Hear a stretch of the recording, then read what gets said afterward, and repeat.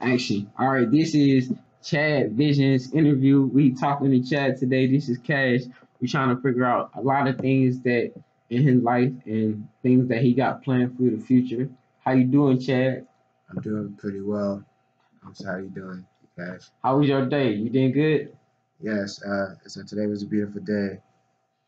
All right, so we got some questions for you today because it's not only we're gonna talk about the past, we're gonna talk about a little bit of future and what you got planned for the future. Because I know you got a lot of big things for the your fans and people that's listening around the world. So we're gonna damn sure talk about that today. So first off, what is your biggest inspiration that's make you want to grind every day and complete your goals? My depression, This your depression? mainly. Mainly. Like, So that like, drives you to be the most hardest production manager, the hardest, the guy that's about to make, because people don't know that you're about to make great, you do great movies and you do production. So I want to know the secret of why you grind so hard to, thank you. yeah, also, yeah, but I want to know how you grind so hard because some people grind hard differently because they want it and they was born for this. So are you like one of them or you just want to do it just to help you get out of the situation? Is it your passion? I'm asking you basically. Is it your fully passion to get involved with, or are you just trying to make it out the hood? No, I made it out of the hood mentally a long time ago. You know what I'm saying? Mm-hmm. But um, I was born to do this.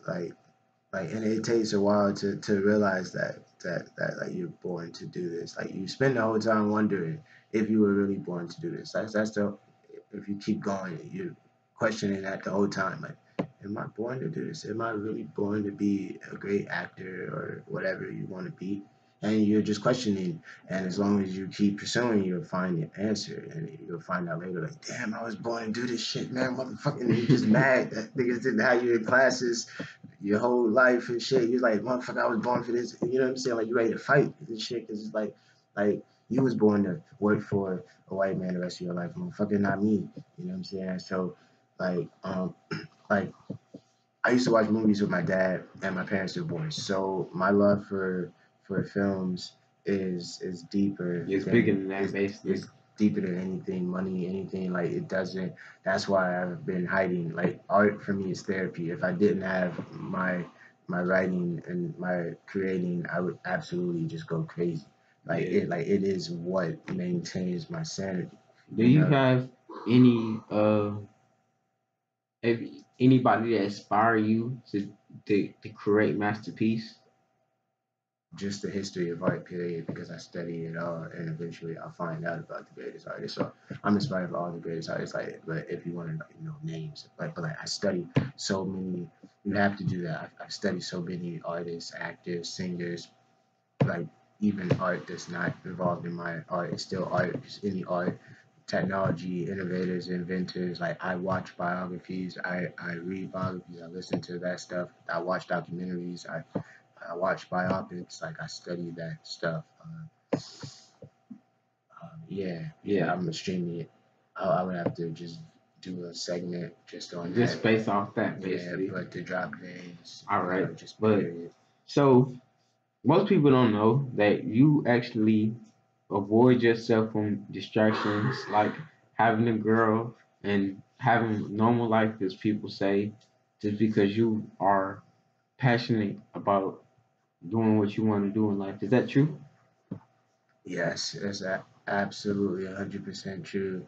As of this point, I was born to do something, and if I don't do it when I'm not here anymore, I have to answer for Yeah. what I did here, what I was sent out here to do, and that just wouldn't be a good conversation if I don't Yeah. handle that right. So it's just more like I look at it like I was telling my mom, like I have an analogy for it. I was looking at it like, okay, we have two kids whose parents both gave them a grocery list to go to the grocery store buy groceries and money to go buy the groceries.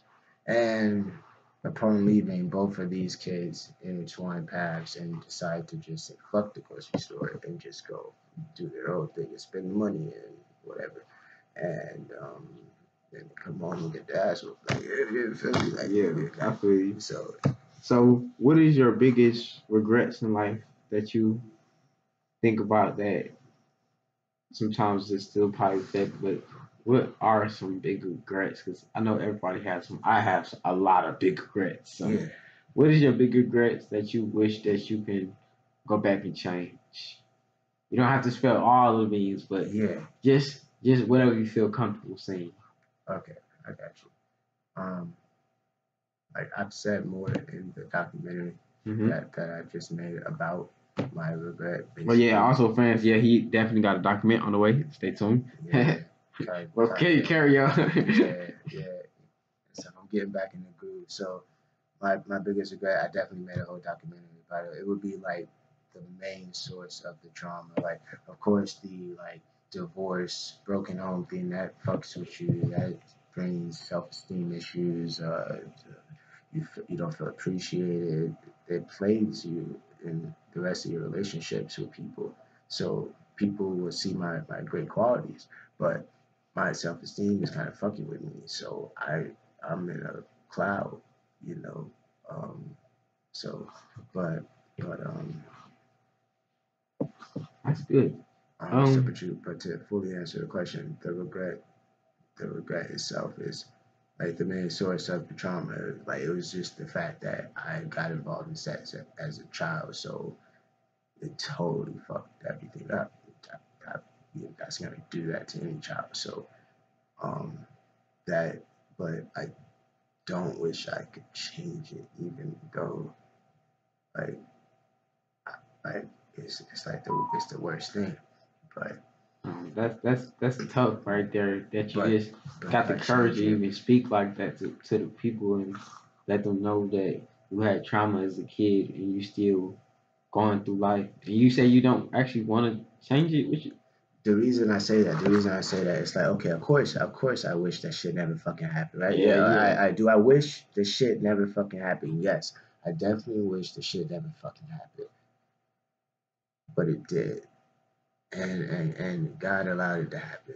And after that, nothing ever really happened that chaotic again. There was still chaos. There's always gonna be some chaos, but nothing that traumatic. And it gives an extremely thick skin, but it's like underneath a soft appearance. Like every night at 2 in the morning, if I'm still up at 2 in the morning, I'll like end up crying, right?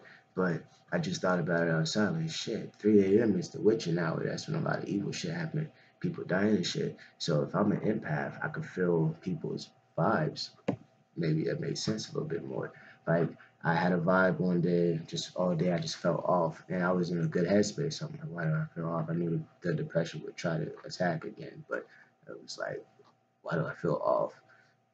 I don't really feel off, but I feel off. And then that was the day my uncle had a second stroke. So it's like, okay, now it makes sense why I was feeling off all day. This nigga almost died. Like somehow I felt the energy waves, bro. Like that sucks. You know what I'm saying? So it's weird. Like it comes out as my pain, but I know I'm an empath and I'm feeling other shit from other places and stuff. But to answer your question, it's getting involved in sex too young. But I wouldn't change it only because if I go back and change that, I would most likely not be who I am today. And That's I have to accept that shit. that's And powerful. yeah, and it plays me all day, every day. When I say like I don't think I would change it, but it's like one of those butterfly effect fucking movies, man. You can't go back. If I go back and change that shit, I would probably be worse. I would be way worse than I am. I wouldn't be this compassionate. I wouldn't be this nice. I wouldn't like the pain.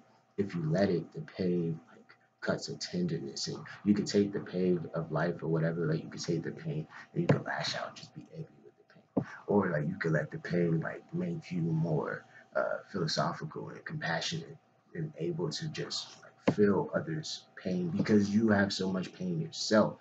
And that's the same reason why other people would be so mean and negative, because that's how they're releasing their pain, and that's psychotic because it's like there's like gas on the floor and you're just striking matches and throwing it down like it's that's not Yeah. that's not gonna last.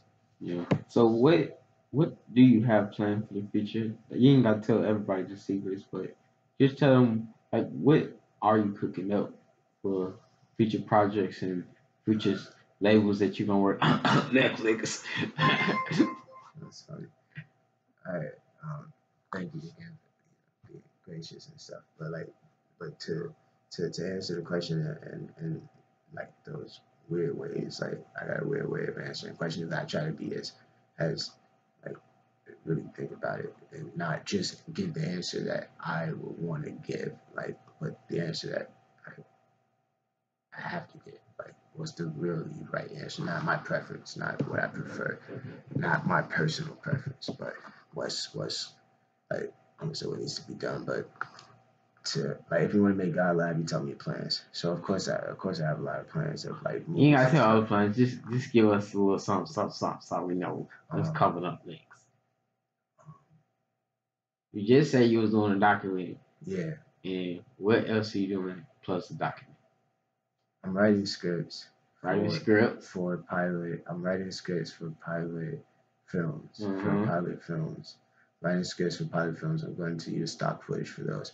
I'm going to also get animation stock footage and write scripts for animation, and have an animation, a stock footage pilot film, and a documentary. So that's my format right now. I'll always have those three projects working on, and multiple of those three, and just kind of go through there.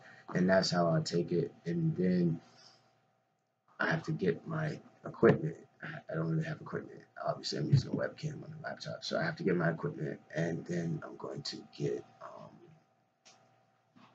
the proper cameras and shoot a. It can't be a short film. It's got to be an actual hour and a half film, so it's gonna take a Mm-hmm. while.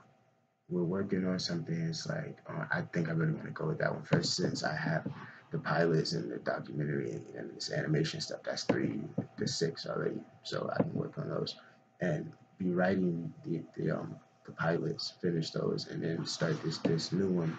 But it'll be a pilot, but I guess it wouldn't use stock footage. It would have to use my real camera. So I'm gonna like I want to buy like the Michael Myers suit, and just do a movie in the Michael Myers suit, Whoa, basically. whoa, whoa! You spoiling it, Yeah, no, spoiling it. like that was basically all I was gonna give. It was just like that was it. It was like basically what am I gonna do? I would do a movie with a nigga in the Michael Myers suit. Can he A spoiling? He's movie. spoiling the I Michael know, Myers you treat. know, That was not even supposed to be for y'all to tell on the you know, interview yet. but I won't tell them nothing No, else. no, Like, no. but that's it. That's all they know. It's like you know what I'm saying? It's just like real shit. It's gonna be a lot of copyright infringement, like real shit, whatever the fuck. You know what I'm saying? It's just Yeah, like yeah. So we move on, so we don't get Michael Myers. copyright by Blumhouse. You know, But but other words, so to almost wrap up he this, said Blumhouse. That's crazy. yeah, they're owned by Blumhouse. That's crazy. So to keep this interview going on, and we're almost about to wrap up with the questions, but you just got a new name that you're gonna have new Oh yeah. for fashion clothes. We're gonna do, and it's called Chad Visions. Tell us what are you gonna do with Chad Vision? How are you gonna make it bigger, not just something that's something small and turn it into something big? I'm not sure yet. I might have to make that a documentary, and we'll just do it like that. But I honestly don't really have like an answer for that right now. Yeah, because he definitely just got a new name, you guys, Chad Vision, and he trying to adapt himself, see what he about to do. Many merch, clothes coming out soon, you guys. Subscribe on the bottom. Uh, this interview. Oh yeah, and Chad, one more thing. What I want to ask you. All right, so if you could play any actor in any movie right now, who would it be? I already know, but the Yeah. fans gotta know. Everybody gotta know before we sign out of here. Let them know who you rocking with. So once again, that is in the documentary, and I have uploaded all the footage to the documentary. So one thing I want to say in this interview is that I want the people that watch these videos that like to edit videos as well to feel free to make documentaries about my footage and reviews about my footage or projects or documentaries and stuff like that. I feel free to do that, to take the stuff that I write and to create art like based on it, like keep it alive, keep the story alive, make a rendition of it, and just be honest that like, it's a rendition of, because my shit's already out, it'll be seen eventually, but you know what I'm saying? Like feel free to. That's why I'm uploading my raw footage. But like I had to think. I wasn't thinking right at 20, like 21. I was like at 21, I'm making videos. I'm making all this footage, and then I'm just chopping up a little portion of it and showing you only that, and it's like everything else just gets lost forever. What the fuck is the problem? That whole entire fucking reel was good. Just a month ago, a new fan on YouTube sent me a comment saying he watched a video from like 7 years ago, like 10 years ago. From that time, I was 21. My first short film, he watched the raw footage movie. I just rendered. I put all the scenes of the movie together, put transitions on them, and just rendered that. Didn't do shit else. I just took everything that I shot for this fucking movie. You're gonna see all of the footage. You're gonna see the entire film reel. Everything that I didn't show you in the actual film. You're gonna see it all now. And only then, when you show them that, can they really see like what was really there. Like, they only, other than that, they only saw what you fucking showed them. So that's when I realized, like, damn, like my raw footage. He said that video was one of the funniest things he saw in a long time, and I'm like, that's just 10 years old. So that's crazy that nobody out there now is doing anything like that, and it's my raw fucking footage from 10 years ago, like before all the practice I put in now. So like now when I'm making raw footage, I see it like my raw footage is like golden. If I was on a movie set and a director saw my dailies and they saw my raw footage, they would be like, "Yo, this nigga is giving us as much as he can give us," And yeah. So we about to wrap this interview up with my boy Chad Vision, the next CEO of Netflix, the next black man that's gonna make America proud. Y'all, he might be the future president. We don't know. We're gonna talk about it. We're gonna talk about it. But we're gonna close this out, man, with Chad. Telling y'all, stay tuned with Chad. He got a whole bunch of stuff coming. We got some funny, crazy horror documents coming, shows coming, Netflix coming. Just stay tuned to Chad Vision. You did, and we out of here. Signing out. So shout out to DIVA. I'm projection. Thank you all for watching. We out of here. Thank you. Behind the scenes.